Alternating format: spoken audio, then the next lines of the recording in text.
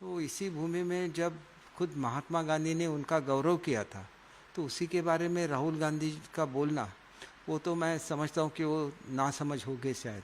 लेकिन उद्धव जी को क्या हो गया, उन्होंने तो बाबा साहब को भुला दिया, अभी स्वतंत्र वीर सावरकर को भुला दिया, और उसकी सज़ा महाराष्ट्र की जनता ने उनको दी है। तो इसके बारे में मैं ज़्यादा बोलना नहीं चाहूँगा। एक और अभी ये कहा जा रहा है कि आप लोगों ने एक बड़ी लड़ाई जीती है राजनीति में, विधानसभा चुनाव में।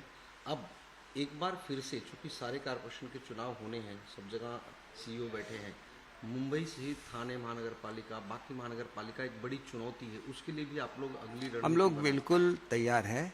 ये जो इलेक्शंस है वो कोर्ट के डिसीजन के लिए पेंडिंग है, क्योंकि वहाँ पे ओबीसी आरक्षण का मुद्दा है, और ओबीसी के आरक्षण का मुद्दा जब तक हल नहीं होता तब तक कोर्ट ने उसको स्टे करके रखा है। तो ये जल्दी ही हल हो जाएगा हमारे ख्याल में, अगले 3-4 महीने में ये इलेक्शंस भी होगी। लेकिन इसी इलेक्शन में कुछ, जिसको हम लोग फेस सेविंग बोलते हैं, ऐसी एफर्ट करने की कोशिश ये यहाँ के जो एमवीए के नेता है, स्पेशली शरद पवार जी है, वो कर रहे हैं।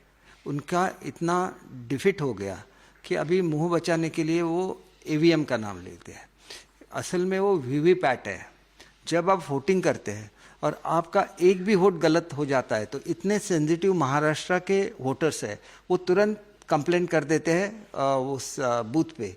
तो इतना अगर सेंसिटिव होगा, और वीवीपैट पे तो प्रूफ है कि जिसने वोट दिया, मुझे मालूम है कि मैंने किसको वोट दिया, उसका स्लिप उसमें रहता है, और 2% वीवीपैट का कंफर्मेशन हो जाता है। बहुत सारे लोगों को मालूम नहीं है, इसलिए मैं महाराष्ट्र की जनता को बोलना चाहता हूँ कि जब अगर मैं खड़ा होता हूँ और मेरा काउंटिंग होता है, तो मेरे काउंटिंग होने के बाद 2% एट रैंडम मशीन्स लिए जाते हैं, उसमें से वीवीपैट के स्लिप्स निकाले जाते हैं, और जो मशीन पे रिजल्ट है और जो काउंटिंग का रिजल्ट है उसको टैली किया जाता है।